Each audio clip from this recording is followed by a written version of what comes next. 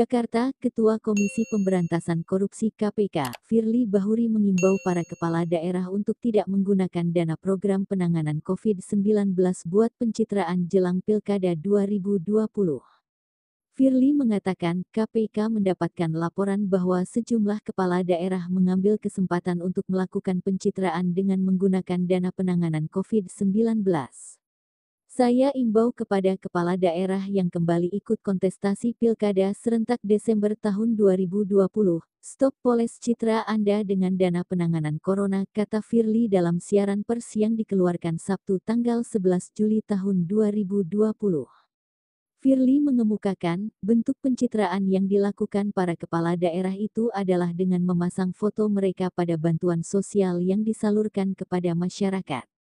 Tidak sedikit informasi perihal cara oknum kepala daerah petahana yang hanya bermodalkan selembar stiker foto atau spanduk raksasa, mendompleng bantuan sosial yang berasal dari uang negara, bukan dari kantong pribadi mereka, yang diterima KPK, ujar Firly.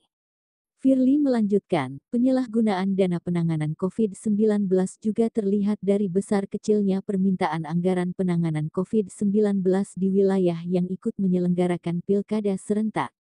Ia menyebutkan ada beberapa kepala daerah yang hendak berkontestasi pada Pilkada 2020 mengajukan alokasi anggaran yang cukup tinggi meski kasus COVID-19 di wilayahnya sedikit.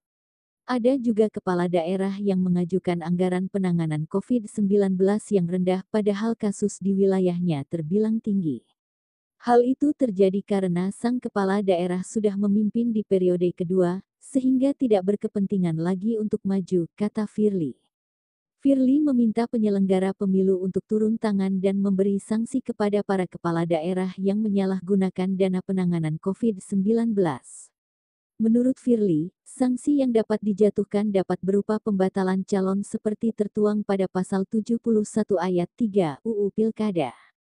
Demokrasi yang sesungguhnya mesti menyediakan ruang adu program untuk meraih suara pemilih, bukan memainkan segala cara untuk meraih kemenangan, kata Firly.